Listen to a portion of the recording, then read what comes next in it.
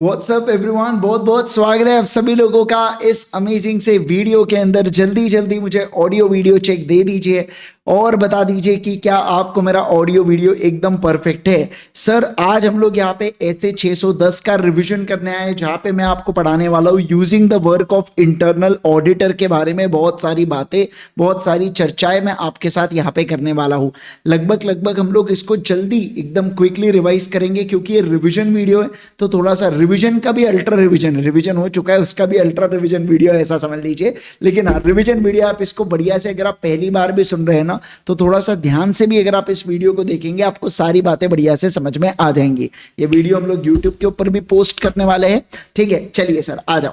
देखो, अगर मैं बात करूं आपके साथ सबसे पहले तो ऐसे 610, तो ऐसे 610 किसके बारे में बात करता है? देखो, आईओ मतलब इंटरनल ऑडिटर, ठीक है ना। यस, तो ऐसे 610 बात करता है इंटरनल ऑडिटर, और 600 किसके बारे में बात करता है? अदर ऑडिटर, यानी कि अनादर ऑडिटर के बारे में बात करता है। ये अपन ने अलग अलग न्यूमोनिक्स की मदद से अपन ने चीजों को याद कर लिए थे, ठीक है। ओके सर, सबसे पहली बात तो इंटरनल ऑडिट होता क्या है? तो देखो यार, मैं आपको बताना चाहता हूं, ध्यान दीजिएगा बेटा।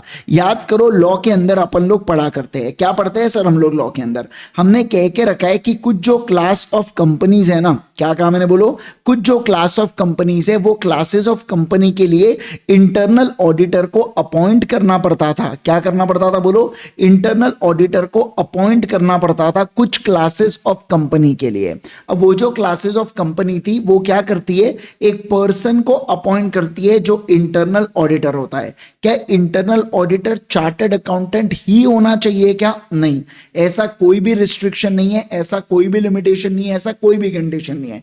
कोई भी व्यक्ति इंटरनल ऑडिटर होना चाहिए, बस उसको नॉलेज होना चाहिए बेटा चीजों को लेके। ऐसा कि नहीं आपने इंजीनियर को बना दिया बोले इंटरनल ऑडिटर, ये नहीं चलता है ना। मतलब सेम अपने ही प्रोफेशन में, जैसे सीए में, या कोई भी अच्छा एक्सपीरियंस वाला अगर कोई एमकॉम बीकॉम ग्रेजुएट होता है, तो वो भी बन सकता है, लिटरली बोल रहा हूँ, वो भी बन सकता है इंटरनल ऑडिटर, ठीक है। चलिए सर आ जाओ। अब देखो, अब आपने जो इंटरनल ऑडिटर को अपॉइंट किया, ये इंटरनल ऑडिटर जो काम करेगा, क्या करेगा? बोलो, ये जो काम करेगा उसे बोला जाता है इंटरनल ऑडिट फंक्शन। क्या बोला जाता है? बोलो, इंटरनल ऑडिट फंक्शन।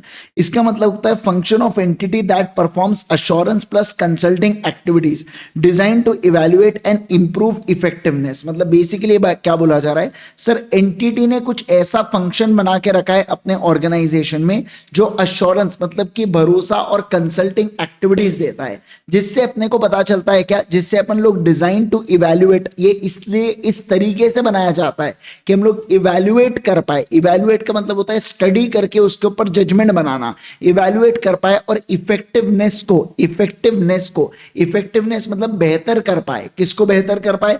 एंटिटी के गवर्नेंस को, एंटिटी की जो रिस्क मैनेजमेंट है उसको प्रॉपर कर पाए, और इंटरनल कंट्रोल के प्रोसेस को प्रॉपर कर पाए, ठीक है ना। तो उससे रिलेटेड आप कुछ ऐसी सेटिंग्स, मतलब आप ये इतने टेक्निकल वर्ड छोड़ो, आप इतना समझो कि सर एंटिटी कुछ ऐसा करना चाहती है जिससे एंटिटी के ऊपर जो भी रूल्स रेगुलेशन लॉज है वो बराबर से फॉलो हो, एंटिटी की रिस्क कम से कम रहे, और एंटिटी के इंटरनल कंट्रोल प्रॉपर तरीके से काम करे, ठीक है सर। अब देखो, एक्टिविटी रिलेटिंग टू गवर्नेंस, सवाल बनता है कि सर कौन सी ऐसी एक्टिविटी है जो गवर्नेंस से रिलेटेड होंगी। जैसे देखो, क्या एंटिटी के एनवायरनमेंट में प्रॉपर एथिक्स एंड वैल्यूज काम कर रहे हैं? क्या व्यक्ति अकाउंटेबिलिटी मतलब अगर मैंने कुछ गलत किया है तो मैं उस बात को मानने के लिए रेडी हूं क्या? और कम्युनिकेट करो risk to appropriate area of audit, मतलब क्या? जो रिस्क है ना बेटा, ये आपको कम्युनिकेट करना पड़ेगा प्रॉपर एरिया ऑफ ऑडिट के अंदर। जो प्रॉपर एरिया है ऑडिट का, उसके अंदर रिस्क को कम्युनिकेट करते हुए चलना पड़ेगा, ठीक है। तो मैंने क्या कहा? मैंने ये कहा कि गवर्नेंस से रिलेटेड 3 बातें आपको देखना है। सबसे पहला एथिक्स एंड वैल्यूज आपको देखना है, दूसरा अकाउंटेबिलिटी, तीसरा रिस्क अप्रोप्रिएट एरिया में बराबर से कम्युनिकेट हो रही है। मतलब अगर किसी एरिया में ज्यादा रिस्क है तो आपने प्रॉपर स्टेप्स ले रहे हो क्या? वो सारी चीजों के बारे में यहाँ पे बातचीत की गई है। सर अब कोई रिस्क है जो रिस्क मैनेजमेंट से रिलेटेड बात कर रहा है, मतलब बेसिकली क्या बोला जा रहा है, एंटिटी को आइडेंटिफाई करना है कि उसका एक्सपोजर कितना है रिस्क का। अब उसका एक्सपोजर जितना भी है रिस्क का, तो उस रिस्क को मैनेज करने के लिए किस तरीके से इंप्रूवमेंट किया जाता है और इंटरनल कंट्रोल लगाए गए। बेसिकली ये हुआ इनहेरिटेंट रिस्क, और उसको रोकने के लिए किस तरीके से आपने कंट्रोल लगाए।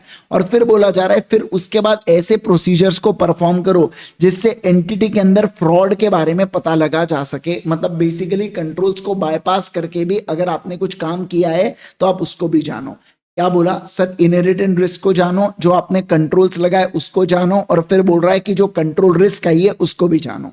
सर इंटरनल कंट्रोल से रिलेटेड कौन सी एक्टिविटीज होती है, तो जैसे इवैल्यूएशन, इंटरनल कंट्रोल्स को इवैल्यूएट करना कि ये बराबर है क्या। दूसरा एग्जामाइन करना फाइनेंशियल या ऑपरेशनल रिजल्ट्स को, मतलब इंटरनल कंट्रोल लगाने के बाद जो भी ऑपरेशनल या फाइनेंशियल रिजल्ट्स है उसको देखो। रिव्यू करो ऑपरेटिंग एक्टिविटीज को, और रेगुलेंस विद लॉज एंड कंप्लायंसेस। आपको याद है कि 3-4 प्रकार के ऑब्जेक्टिव हुआ करते थे अपने इंटरनल कंट्रोल लगाते वक्त, ये उसी के बारे में बात कर रहा है। इंटरनल कंट्रोल से रिलेटेड उसी के बारे में बात कर रहा है। तो मैं आपको एक बार सिंपल सी बता दूं, मैं आपको बहुत सिंपल तरीके से, ये इतना इंपॉर्टेंट नहीं है पहली बात तो, बस आप इतना समझो कि इंटरनल ऑडिटर जो आता है ना, वो 3 काम करने के लिए आता है। एक तो गवर्नेंस, बेसिकली एंटिटी को गवर्नेंस, एंटिटी का गवर्नेंस बराबर से हो रहा है क्या वो चेक करना है। रिस्क प्रॉपर से मैनेज्ड है क्या, और इसके अलावा इंटरनल कंट्रोल के जो प्रोसेसेस लगाए वो सही तरीके से काम कर रहे हैं क्या। ये 3 चीजों के लिए, इन 3 चीजों के ऊपर अच्छे से पकड़ बनाने के लिए हम लोग एक इंटरनल ऑडिटर को अपॉइंट करते हैं, और जिसके ये सारे फंक्शंस होते हैं। तो बेसिकली जो इंटरनल ऑडिटर काम करने वाला है उसको इंटरनल ऑडिट फंक्शन के नाम से ये लोग स्टेट करते रहेंगे ऐसे में। अब अपना मेन ऐसे चालू होने जा रहा है, अच्छे से ध्यान देना, एकदम बढ़िया से फोकस करना बेटा, ठीक है। चलो सर देखो, सबसे पहले मैं बात करूंगा स्कोप ऑफ एसए 610 के बारे में। किसके बारे में बात करूंगा बोलो, स्कोप ऑफ एसए 610 के, ठीक है sir. Using the work of internal audit function and obtaining audit evidence. Basically देखो हो क्या रहा है, हमने सर इंटरनल ऑडिटर को अपॉइंट कर लिया है। क्या कह रहा हूं मैं बोलो, हमने ना बेटा इंटरनल ऑडिटर को अपॉइंट कर लिया है। जैसे कि अगर मैं बात करूं, मान लो ये इंटरनल ऑडिटर कौन है, नट्टू है। कौन है बोलो जल्दी से, नट्टू है। अभी हमने इंटरनल ऑडिटर नट्टू को अपॉइंट कर लिया है इंटरनल ऑडिटर की पोस्ट में। अब मैं इसमें 2 प्रकार के फायदे ले सकता हूं। अब समझिए, एक तो मैंने नट्टू के काम का फायदा लिया, या मैंने नट्टू का ही फायदा लिया। अब समझ रहे क्या बात को।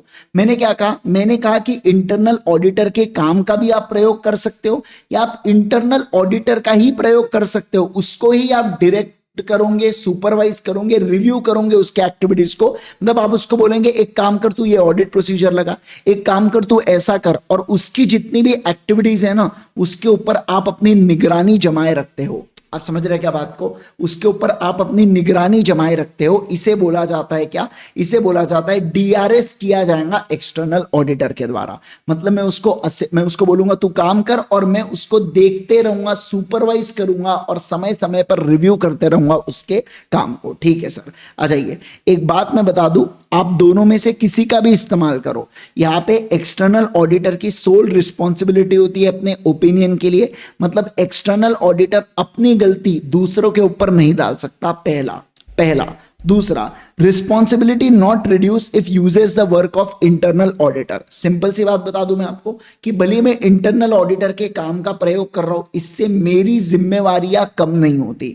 मतलब एक्सटर्नल ऑडिटर की जिम्मेवारी उतनी ही होती है, बस ये मुझे एक प्रकार से आप ऐसा समझ लो एडिशनल इंफॉर्मेशन मुझे दे के जा रहा है। मुझे अलग अलग, आप लोग जानते हो कि डिफरेंट सोर्स से मैं इंफॉर्मेशन को गैदर कर सकता हूं, है ना। तो वो मुझे यहाँ पे क्या हो रहा है बताइए, वो मुझे यहाँ पे मदद करने वाला है। मतलब इससे किसी भी प्रकार से मेरी रिस्पॉन्सिबिलिटी पर कोई आंच नहीं आ रहा है। मेरी रिस्पॉन्सिबिलिटी पहले भी थी, अभी भी मेरी रिस्पॉन्सिबिलिटी रहने वाली है। तो सर एक बात तो तय हो गई कि नट्टू के काम करने से मेरी जो भी रिस्पॉन्सिबिलिटी है कम नहीं होती, और इसके अलावा रिस्पॉन्सिबिलिटी नॉट रिड्यूस्ड, अगर मैं काम यूज करता हूं यहाँ पे किसका, not reduce if uses the work of internal auditor, यानी कि इंटरनल ऑडिटर के काम से मेरी जिम्मेवारियां कम नहीं होती सर। ठीक है, अब देखो क्या objective of external auditor when the entity has internal audit function. अब देखो क्या बोला गया सर, एक्सटर्नल ऑडिटर के क्या ऑब्जेक्टिव्स है जब एंटिटी के पास इंटरनल ऑडिट फंक्शन है। क्या कहा मैंने, बोलो सर। अब मतलब ये बोला जा रहा है कि इंटरनल ऑडिटर अगर अपॉइंट किया गया है तो अब एक्सटर्नल ऑडिटर का क्या काम है? तो देखिए सर, यहां पे एक्सटर्नल ऑडिटर को 3 चीजें करना है। पहला, वो डिटरमाइन करेगा कि वर्क मतलब क्या काम किया इंटरनल ऑडिटर ने, और या डायरेक्ट या असिस्टेंस कैन बी यूज्ड, और फिर बोलेगा क्या direct assistance from internal auditor can be used. मतलब बोला जा रहा है क्या इंटरनल ऑडिटर के काम को,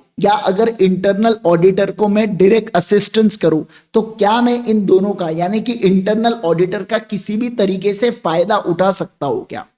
अगर मैं उठा सकता हूं तो कौन से एरिया में और कितने हद तक? क्या कहा मैंने? बोलो, कौन से एरिया में कितने हद तक, कौन से एरिया में कितने हद तक फायदा उठा सकता हूं। सर काम का फायदा उठा रहे हो तो आपने ये चेक कर लेना है यहां पे, क्या देखो इंटरनल ऑडिटर के काम का फायदा उठा रहे हो तो आपने ये चेक कर लेना है whether the work is adequate. उसने जो काम किया है क्या ये मेरे लिए सूटेबल है क्या? ऐसा नहीं उसने जो काम किया वो सूटेबल ही नहीं है तो क्या फायदा बेटा? अब समझ रहे क्या क्या फायदा फिर इसमें ऐसा। और यहां पे बोला जा रहा है कि अगर मैं इंटरनल ऑडिटर का यूज कर रहा हूं, यहां तो उसके काम का यूज किया, यहां मैं उसी को यूज कर रहा हूं, तो आपने डायरेक्ट असिस्टेंस प्रोवाइड करना है और समय समय पर डीआरएफ आपको देते हुए चलना है, यानी कि डायरेक्ट करेंगे, रिव्यू करेंगे एक्टिविटीज को और सुपरवाइज करते हुए आप चलेंगे क्या? बिल्कुल बिल्कुल चलेंगे सर, ऐसा यहां पे बोला गया। ठीक है, आ जाओ अब इवेल्युएट करेंगे द इंटरनल ऑडिट फंक्शन। देखो यहां पे क्या, जो एक्सटर्नल ऑडिटर है बेटा ये डिटरमाइन करेगा। क्या डिटरमाइन करेगा? देखो इंटरनल ऑडिटर ने कुछ काम किया है तो क्या उस काम को मैं यूज कर सकता हूं अपने ऑडिट के लिए। क्या बोल रहा है एक्सटर्नल ऑडिटर? ये बोल रहा है कि इंटरनल ऑडिटर ने कुछ काम किया है, नट्टू ने कुछ काम किया है, उस नट्टू के काम को क्या मैं इस्तेमाल कर सकता हूं क्या? तो लॉ मतलब ऐसे कहता है आप बिल्कुल कर सकते हो, लेकिन आप पहले डॉक को चेक करना, डॉक्यूमेंट्स को चेक करना। मैंने ऐसा बोलते हैं ना, कुछ भी करना है तो डॉक्यूमेंट को चेक करो, तो डॉक को चेक करना। क्या करना बोलो? डॉक को चेक करना। सर डॉक में क्या क्या आता है? डॉक में आता है सबसे पहला देखिए, डॉक में आता है यहाँ पे डिसिप्लिन, ओ से आता है ऑब्जेक्टिविटी और सी से आता है कंपिटेंस। सी से क्या आता है बोलो? कंपिटेंस। सबसे पहला देखो क्या बोला जा रहा है, सबसे पहले ऑब्जेक्टिविटी के बारे में बात करूंगा। मुझे बताइए अगर इंटरनल ऑडिटर ऑब्जेक्टिव ही नहीं होगा, मतलब इंटरनल ऑडिटर के अंदर ऑब्जेक्टिविटी नहीं है, यानी कि अगर वो बायस्ड है, तो क्या मैं उसके काम को चेक करके सही में मुझे फायदा होने वाला है क्या? नहीं सर। तो बोला जा रहा है यहां पे extend to which internal audit functions organizational status and relevant policy and procedure supports objectivity. मतलब ये जो इंटरनल ऑडिटर है इसकी क्या इज्जत है बेटा? इसकी क्या इज्जत है ऑर्गेनाइजेशन में? क्या वो बायस्ड हो पा रहा है या नहीं? और मान दो उसकी कोई इज्जत ही नहीं, बेचारा वो क्या करेगा? तो ऐसे केस में मैं उसको ध्यान, फिर मैं उसके काम का क्या तो यूज करना। हाँ लेकिन उसकी इज्जत है, उसने जो बोला सब कुछ मानते हैं फर्म वाले, वो बिल्कुल भी बायस नहीं है, काफी स्ट्रिक्ट है अपने काम को लेके, अनबायस्ड अगर वो है तो मैं उसके काम का इस्तेमाल करूंगा। ये पहला पॉइंट मुझे चेक करना है। किसी भी इंटरनल ऑडिटर के काम को यूज करने से पहले मैं क्या चेक करूंगा? डॉक चेक करूंगा। ओ से हुआ ऑब्जेक्टिविटी, सी से हुआ कंपिटेंस। अरे इंटरनल ऑडिटर कंपिटेंट है क्या बेटा? इंटरनल ऑडिटर 10वीं फेल है, वो क्या कर लेगा मुझे एक बात बताइए? इंटरनल ऑडिटर 12वीं फेल है, वो क्या कर लेगा मुझे बताइए? इंटरनल ऑडिटर बीकॉम एक्सपीरियंस वाला बीकॉम है तो ठीक है चल जाएगा, है ना। अब इसमें जब मैं बीकॉम बोलता ना बेटा तो ऑनर्स वालों एकदम ऐसा ही हो, वो जल जाते एकदम, अरे बाप रे हमको ऐसे कैसे बोल दिया, बोला है ना। आओ, पर ऑनर्स वालों को नहीं बोला, है ना। ऑनर्स वाले वाकई बहुत मेहनत करते हैं। आओ जबरदस्त, मौत को छूके से वापस आ सकता हूं। आओ सुनो मैं क्या कह रहा हूं यहाँ पे। मैं ये कह रहा हूं कि सर अब बात करेंगे इंटरनल ऑडिट फंक्शन के बारे में। सर ये अप्लाई करता है सिस्टमैटिक एंड डिसिप्लिन अप्रोच, और जिससे इंक्रीज होंगी क्वालिटी कंट्रोल। मतलब बोला गया है कि जो इंटरनल ऑडिटर है ना, क्या वो अपना काम ढंग से करता है जिससे क्वालिटी इंप्रूव हो रही है? आप समझ रहे बात को, जिससे क्वालिटी इंप्रूव हो रही है। क्या इंटरनल ऑडिटर ढंग से अपना काम कर रहा है क्या? उसके बारे में भी क्या करो, उसके बारे में भी पता करो, ऐसा यहाँ पे बोला जा रहा है। आप समझे क्या बात को? तो मुझे क्या चेक करना है? मुझे चेक करना है बेटा डॉक को, मुझे चेक करना है। किसको चेक करना है बोलो? डॉक को मुझे चेक करना है। डॉक को चेक करने का मतलब सभी लोग रिपीट कर देंगे। सर अभी टॉपिक क्या चल रहा है? टॉपिक ये चल रहा है कि आप इंटरनल ऑडिटर के काम को यूज करने की बातें कर रहे हो, तो आपने, हम बोलेंगे इंटरनल ऑडिट के के बारे में देख लो। ओ से आता है ऑब्जेक्टिविटी, सी से आता है कंपिटेंस, डी से आता है क्या वो डिसिप्लिन्ड है क्या। तो इन 3 बातों को चेक कर लेना। अब आता है सर एक एक पॉइंट को पढ़ेंगे। सर ऑब्जेक्टिविटी के अंदर क्या है? देखो, ऑब्जेक्टिविटी का मतलब होता है ability to perform task without allowing biasness, मतलब मैं बायस नहीं होऊंगा और मैं अपने टास्क को परफॉर्म करूंगा, किसी भी प्रकार का कॉन्फ्लिक्ट ऑफ इंटरेस्ट या अनड्यू इन्फ्लुएंस किसी दूसरे का नहीं आने दूंगा मेरे जजमेंट के ऊपर। मतलब मैं जो जजमेंट दे रहा हूं ना, खुल के जियो बेटा, खुल के जजमेंट दो। आपने आपके जजमेंट के ऊपर कोई भी व्यक्ति क्या नहीं कर पाना चाहिए, कंट्रोल नहीं कर पाना चाहिए। अब मुझे अगर चेक करना है, मुझे मतलब एक्सटर्नल ऑडिटर को अगर चेक करना है कि इंटरनल ऑडिटर ऑब्जेक्टिव है क्या, मैं कैसे चेक करूंगा? तो ये फैक्टर्स को मैं चेक करता हूं। क्या करता हूं बोलो? ये फैक्टर्स को मैं चेक करता हूं। शॉर्ट फॉर्म क्या था अपना? Free employment restriction. क्या था बोलो जल्दी से? फ्री एम्प्लॉयमेंट रिस्ट्रिक्शन, ये अपना यहां पे शॉर्टकट था। ठीक है, आ जाइए सर। देखो, सबसे पहला क्या सर, जो स्टेटस है इंटरनल ऑडिटर का ऑर्गेनाइजेशनल स्ट्रक्चर में, मतलब जो इज्जत दी जा रही है इंटरनल ऑडिटर को, क्या उस स्टेटस पर वो फ्री फ्रॉम बायसनेस है, वो free from conflict of interest है, वो फ्री फ्रॉम अनड्यू इन्फ्लुएंस है?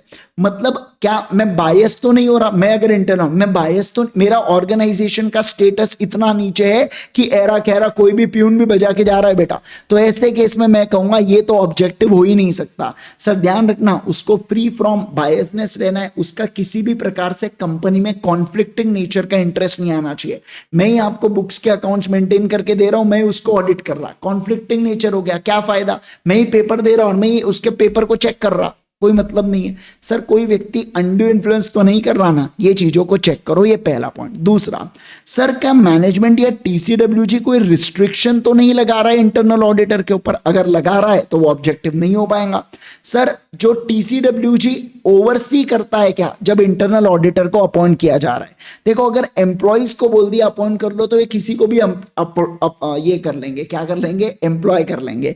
लेकिन जब टीसीडब्ल्यूजी इसको अपनी आंखों से देखता है ना बेटा, वो क्या, मुझे एक बात बताइए, ऐसे ही किसी को भी अपॉइंट करने देने वाला है क्या? नहीं सर। और फिर बोला जा रहा है सर ये free from conflict of interest होते हैं, जैसे मैंने बताया बुक्स ऑफ अकाउंट्स को बनाया भी मैं और उसको चेक भी मैं करूं, तो ये कॉन्फ्लिक्टिंग नेचर का हो जाता है। और अगर ऐसा हुआ तो गड़बड़ हो जाएंगी बेटा, इंटरनल ऑडिटर ऑब्जेक्टिव नहीं रहेगा।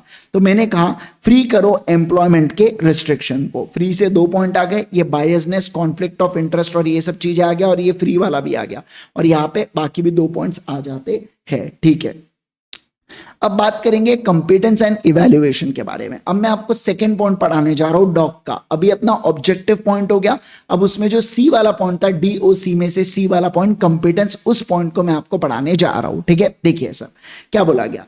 कंपिटेंस ऑफ आईएएफ यानी कि इंटरनल ऑडिट फंक्शन को आप कैसे रेफर करते हो? इसका मतलब होता है, कंपिटेंस का मतलब होता है कि जो इंटरनल ऑडिटर है ना, उसके पास प्रॉपर नॉलेज एंड स्किल होना चाहिए अपने फंक्शन को निभाने के लिए, और उसके पास उस लेवल ऑफ टास्क के लिए बेटा, उसके पास वो एप्लीकेबल प्रोफेशनल स्टैंडर्ड के अनुसार भी वो कर रहा है क्या, वो भी आपने चेक करना है। मतलब क्या, जिस लेवल का मैं काम कर रहा हूं मैंने डिलीजेंटली उसको परफॉर्म करना चाहिए। डिलीजेंटली मतलब प्रॉपरली परफॉर्म करना चाहिए, और एज पर प्रोफेशनल स्टैंडर्ड्स जो एप्लीकेबल होते हैं मैंने उस हिसाब से परफॉर्म करना चाहिए, बराबर। जैसे डॉक्टर्स हो गया, लॉयर्स हो गया, सबके प्रोफेशनल स्टैंडर्ड्स होते हैं, तो मैंने उन प्रोफेशनल स्टैंडर्ड्स को फॉलो करके ही मैंने काम करना चाहिए। जैसे देखो, ऑडिटर के ऊपर भी स्टैंडर्ड्स ऑन ऑडिटिंग होता है बेटा, तो ऐसे केस में मैंने ऐसे को फॉलो करके ही क्या करना चाहिए, काम करना चाहिए। अब देखो, कंपिटेंस को चेक करने के लिए कुछ फैक्टर्स है जो एक्सटर्नल ऑडिटर कंसीडर करेगा इंटरनल ऑडिटर के बारे में। पहला, क्या इंटरनल ऑडिटर नॉलेजेबल पर्सन है क्या? क्या उसको एंटिटी के फाइनेंशियल स्टेटमेंट और फाइनेंशियल रिपोर्टिंग फ्रेमवर्क के बारे में नॉलेज है?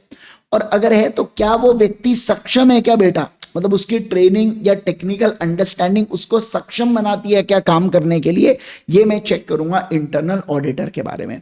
दूसरा देखो सर, क्या प्रॉपर पॉलिसीज है क्या हायरिंग के लिए, असाइनिंग के लिए और training internal auditor to engagement, मतलब इंटरनल ऑडिटर को जब आप अपॉइंट कर रहे हो एंगेजमेंट के लिए, तो क्या प्रॉपर पॉलिसीज बनी हुई है हायरिंग से रिलेटेड, असाइनिंग से रिलेटेड, ट्रेनिंग से रिलेटेड, उसको मैं देखूंगा। तब देखो, अगर प्रॉपर पॉलिसी है तो प्रॉपर कंपिटेंट पर्सन ही बनने वाला है कौन, इंटरनल ऑडिटर, बराबर है ना? Yes sir. अब देखो क्या सर, एडिक्वेटली रिसोर्स तो है ना, ये जो इंटरनल ऑडिटर आ रहा है इसके पास अपने प्रॉपर रिसोर्सेज है ना। देखो, कभी कभार इंटरनल ऑडिटर एम्प्लॉय भी होता है कंपनी का, कभी कभार अपन दूसरी फर्म्स को अपॉइंट करते हैं, चार्टर्ड अकाउंटेंट की फर्म्स को, कि तू आजा इंटरनल ऑडिट कर ले। तो ऐसे केस में दोनों सिचुएशन में प्रॉपर रिसोर्सेज होना चाहिए उसके पास इंटरनल ऑडिट करने के लिए, ठीक है। तो मैंने क्या कहा, मैंने आपको कहा भी था, देखो नागपुर में एक एरिया है केपी, कस्तूरचंद पार्क है ना, वहां पे आरबीआई है बेटा, ठीक है ना।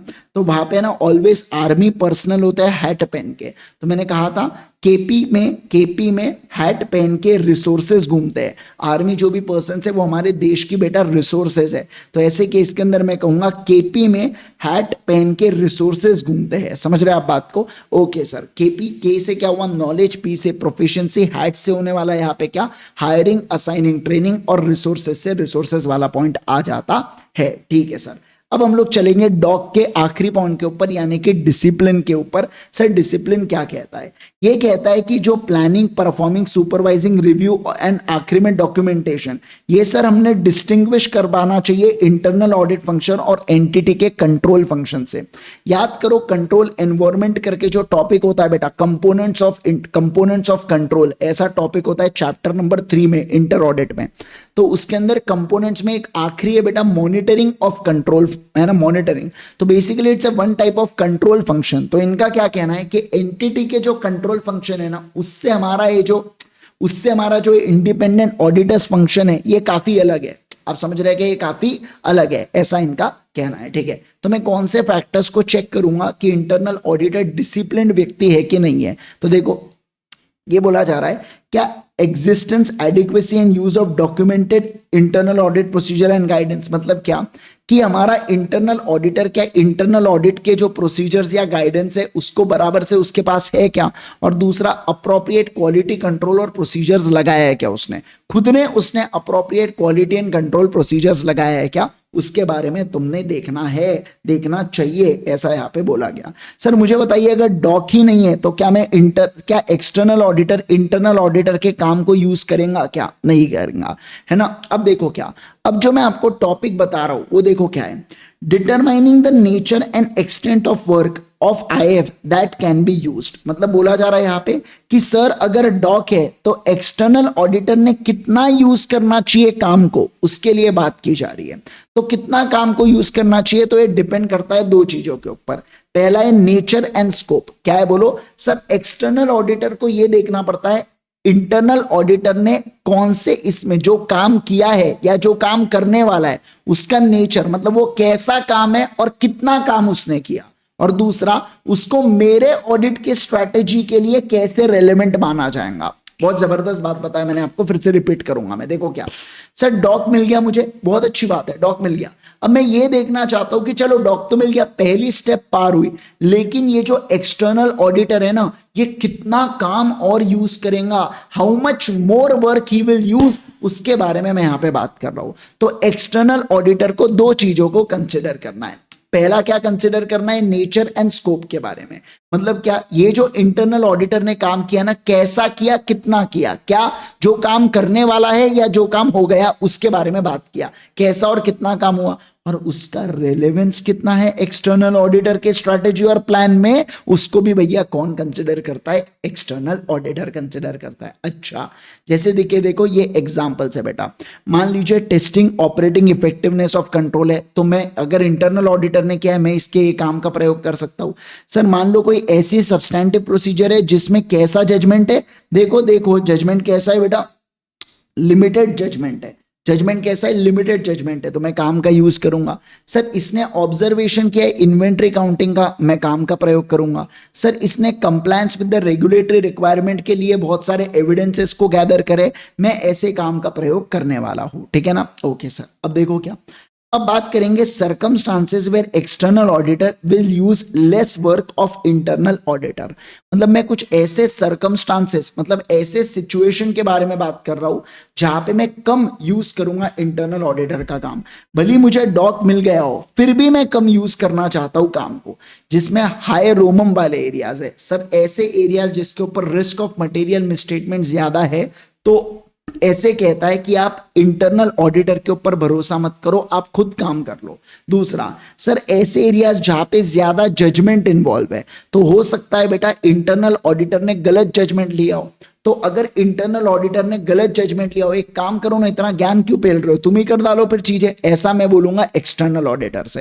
फिर देखो क्या बोला जा रहा है, सर आपको पता चलता है कि इंटरनल ऑडिटर की इज्जत ही नहीं है, उसकी ऑब्जेक्टिविटी काफी कम है, तो मैं कहूंगा सर किस्सा खत्म करो। और फिर बोला जा रहा है lower level of competence. Sir अगर कॉम्पिटेंट नहीं है ना इंटरनल ऑडिटर, बहुत प्यारा पॉइंट है सर, अगर इंटरनल ऑडिटर कॉम्पिटेंट नहीं है ना, लोअर लेवल ऑफ कॉम्पिटेंस अगर इंटरनल ऑडिटर का आपको मिलता है ना, बस सर किस्सा खत्म, यहां पे बस किस्सा ही खत्म। मतलब क्या कि सर इन केसेस के अंदर भले इंटरनल ऑडिटर के वजह से हमें डॉक मिला हो, ऑब्जेक्टिविटी, कॉम्पिटेंस और ये सब मिला हो, लेकिन हम फिर भी यूज नहीं करेंगे। हालांकि ओ और सी पॉइंट इन्होंने यहां पे खुद नहीं लिख दिया सामने से, ठीक है। तो बेसिकली हम बोल रहे हैं कि ये सर्कमस्टांसेस में हम इंटरनल ऑडिटर का प्रयोग नहीं करते हैं, ऐसा इनका कहना है। चलो सर अब लास्ट स्टेज आ रही है, चलो आपने सब कुछ कर लिया, किसका काम करना है, नहीं करना है, कब नहीं करना है, क्या ये सब हो गया। अब मेन बात आती है, अगर कोई ऐसा वर्क है जिसका जो और वो जो किसने किया है, जो इंटरनल ऑडिटर ने किया है, तो क्या उस वर्क को मैं यूज अगर करना चाहता हूं, यानी कि एक्सटर्नल ऑडिटर अगर वो काम को यूज करना चाहता है जो इंटरनल ऑडिटर ने कर दिया और वो अलग अलग अग्नि परीक्षा से पास हो गया है, तो ऐसे केस में अब क्या करना। अब एक्सटर्नल ऑडिटर इसको डिस्कस करेगा, इस प्लान को इंटरनल ऑडिटर के साथ, उसके रिपोर्ट को चेक करेगा, और अगर एक्सटर्नल ऑडिटर को लगा तो ऑडिट प्रोसीजर्स लगाएगा। क्या लगाएगा बोलो, ऑडिट प्रोसीजर्स लगाएगा, ठीक है, जिससे वो इवैल्यूएट मतलब वो स्टडी करेगा अच्छे से इंटरनल ऑडिट के फंक्शन को। क्योंकि देखो आप समझिए, अगर आप किसके काम की यूज कर रहे हो किसी के काम को, तो सिंपल सी बात ये है कि आपको भी बड़ा कॉशियस रहना है। तो ये बेसिकली जो पॉइंट है ना, जहां पे एक्सटर्नल ऑडिटर ऑडिट प्रोसीजर लगा रहा है, ये कॉशियस वाला पॉइंट है। मतलब आप दोबारा से खुद को रीअश्योरेंस दे रहे हो, हाँ इसके काम का मैं यूज कर रहा हूं, ठीक है ना। देखो सर क्या क्या बात को डिस्कस करोगे आप एनटीई ऑफ वर्क से रिलेटेड बात करोगे, nature of work, timing and extent, फिर मटेरियलिटी को आप देखोगे, एफएस लेवल और परफॉर्मेंस मटेरियलिटी, फिर किस तरीके से सैंपल साइज को सिलेक्ट किया है, डॉक्यूमेंटेशन किया है क्या, एंड रिव्यू एंड रिपोर्टिंग के बारे में आप यहाँ पे चेक करते हो, ठीक है। चलिए तो अपन ने क्या बात किया सर, यहाँ पे अपन ने ये एक ही पार्ट अभी खत्म हुआ है ऐसे 610 का, और वो भी कौन सा वाला कि 610 के हिसाब से इंटरनल ऑडिटर को अपॉइंट किया है और उसने जो काम किया है वो काम का प्रयोग करे कि नहीं करे। अब दूसरा पॉइंट यहाँ पे चालू होने जा रहा है, दूसरा पार्ट यहाँ पे चालू होने जा रहा है स्टैंडर्ड का, जो कहता है क्या, determining weather in which area and to what extent internal auditor can be used to provide direct assistance। मतलब देखो क्या बोला, यहां पे बोला जा रहा है कि इंटरनल ऑडिटर को मैं यूज करूं क्या डायरेक्टली, मतलब इंटरनल ऑडिटर को बोलूंगा तू मेरे बिहाफ में काम कर, मैं तुझे समय समय पर गाइड करूंगा। क्या कहा मैंने, बोलो तू मेरे बिहाफ में काम कर, मैं समय समय पर तुझे गाइड करूंगा। उसके बारे में ये सेकेंड पॉइंट यहाँ पे चालू होने जा रहा है। तो देखो क्या बोल रहा है, use of internal auditor. Sir ये बेसिकली क्या हो रहा है, देखिए सर इंटरनल ऑडिटर परफॉर्म करता है ऑडिट प्रोसीजर और एक्सटर्नल ऑडिटर डीआरएस देता है। क्या देता है बोलो, डीआरएस देता है। डीआरएस मतलब क्या होता है, डायरेक्ट करता है, सुपरवाइज करता है, रिव्यू करता है। डायरेक्ट करता है, सुपरवाइज करता है, रिव्यू करता है। समझे आप बात को, डायरेक्ट करता है, सुपरवाइज करता है, रिव्यू करता है, ऐसा यहां पे बोला गया, ठीक है सर। अब देखो हो सकता है बेटा लॉ अलाउ ही ना करे इंटरनल ऑडिटर का यूज करने के लिए, किस्सा ही खत्म हो गया। लेकिन अगर लॉ अलाउ करता है ना बेटा, तो एक्सटर्नल ऑडिटर को इवैल्यूएट करना पड़ेगा दो बातों को, ऑब्जेक्टिविटी को, कॉम्पिटेंसी को, दो बातों को एक्सटर्नल। देखो लॉ अलाउ कर दिया कि ठीक है यार एक काम कर तो इंटरनल ऑडिटर को यूज कर ले, तो मैं दो चीजें देखूंगा इंटरनल ऑडिटर के बारे में, क्या वो ऑब्जेक्टिव है क्या, दूसरा कॉम्पिटेंसी है क्या। ऊपर पॉइंट्स पढ़ चुके हैं अपन इसके बारे में। अब देखो क्या सर, अगर ऑब्जेक्टिव और कॉम्पिटेंस नहीं है तो एक्सटर्नल ऑडिटर इंटरनल ऑडिटर को असिस्टेंस नहीं दे सकता। लेकिन समझना, लेकिन अब मैं आपको वो सिचुएशन बता रहा हूं जहां पे ओ भी है, सी भी है, बट फिर भी मैं इंटरनल ऑडिटर का यूज नहीं करूंगा। क्या कहा मैंने, देखो external auditor shall not use internal auditor if two provide direct assurance if, मतलब सर मुझे ओ भी मिल गया, सी भी मिल गया, लेकिन फिर भी मैं उसका प्रयोग नहीं करूंगा। कब सर, ऐसे एरियाज जहां पे हाई जजमेंट है, हायर रोमो में बेटा, या ऐसा कुछ काम है जो ऑलरेडी इंटरनल ऑडिटर से रिलेटेड है, मतलब उसने जो काम किया है तो सेल्फ रिव्यू थ्रेड क्रिएट कर देगा, या समझना, या ऐसे कोई मतलब कोई डिसीजन मेकिंग वाले काम है, और वो जो डिसीजन मेकिंग वाले काम है ना वो इंटरनल ऑडिट फंक्शन से रिलेटेड है, या वर्क टू बी, या उसी के काम से रिलेटेड है, या कोई डायरेक्ट असिस्टेंस से रिलेटेड है, जो मैं उसको डायरेक्ट असिस्टेंस दे रहा हूं ना उससे रिलेटेड कोई जजमेंटल मैटर्स है, तो ये मैं उसको नहीं करने दूंगा, ये मैं खुद करूंगा। बेसिकली बोला जा रहा है कि ये वो मैटर्स है, सुन लो बात को फिर से, ये आपको ये वाला पॉइंट आपको तकलीफ देता है, बाकी 3 पॉइंट आपको समझ जाते हैं। ये वाला पॉइंट क्या कहता है, ये ऐसे डिसीजन से रिलेटेड है जहां पे बेटा जो एक्सटर्नल ऑडिटर को जो डिसीजन लेना पड़ता है, जो जजमेंट्स लेना पड़ता है, किससे रिलेटेड, इंटरनल ऑडिट फंक्शन से रिलेटेड, कि कितना काम यूज करूं इंटरनल ऑडिटर का और कितना डायरेक्शन दूं, कितना डायरेक्ट असिस्टेंस करूं, वो चीज से रिलेटेड अगर कोई भी बात होती है ना तो बोला गया है यहाँ पे, क्या बोला गया है कि आप खुद डिसीजन लो। क्या करो बोलो जल्दी से, आप खुद डिसीजन लो। ठीक है, ओके सर। अब देखो, अब बहुत सिंपल सर, प्रायर मतलब आप अगर इंटरनल असिस्टेंस या डीआरएस वगैरह करने से पहले आपने रिटर्न एग्रीमेंट ले लेना है एंटिटी से, और सेकंड पॉइंट कहता है रिटर्न एग्रीमेंट ले लेना है यहाँ पे इंटरनल ऑडिटर से। सर जो रिटर्न एग्रीमेंट होगा इसमें आप लिखोगे आय के बारे में बात करेंगे, किसके बारे में बोलो, आय, और ये बात करेंगे किसके बारे में, सी आय, है ना, आय सी आय बदो बदी। आओ सुनो, अब अगर मैं बात करूं आपके साथ तो आपको ध्यान रखना है क्या, ये बात करता है, ये कहता है कि एंटिटी अलाउ करती है इंटरनल ऑडिटर को कि वो मेरे इंस्ट्रक्शंस को फॉलो, मतलब बेसिकली मैं क्या कह रहा हूं, मैं एक्सटर्नल ऑडिटर से लिखवा के ले रहा हूं किस बात को, कि आप जानते हो, आप अलाउ करते हो अपने इंटरनल ऑडिटर को कि मैं जो इंस्ट्रक्शन, एक्सटर्नल ऑडिटर जो इंस्ट्रक्शंस देगा ना आप उसको फॉलो करने दोगे। और दूसरा, आप जबरदस्ती बीच बीच में मत करना, आप समझ रहे क्या बात को, जबरदस्ती बोन ऑफ कंटेंशन मत बनना, हम पहले बता रहे हैं आपको, यानी कि एंटिटी आप इंटरवीन नहीं करोगे, बराबर है ना, यस, हमारे अंगने में तुम्हारा कोई काम नहीं, एंटिटी हम पहले ही बता रहे हैं आपको। फिर बोला गया इंटरनल ऑडिटर से भी साइन करवा के ले लो कि वो कॉन्फिडेंशियलिटी को मेंटेन करेगा, पता चला अपने से बात सुना और वहां पे जाके पोक दिया पूरी बातें, ऐसा नहीं करना है। और किसी भी प्रकार का थ्रेट टू इंडिपेंडेंस वो नहीं देना चाहिए, क्या कहा मैंने बोलो, किसी भी प्रकार का वो थ्रेट टू इंडिपेंडेंस नहीं देना चाहिए, ऐसा आपको ध्यान रखना है।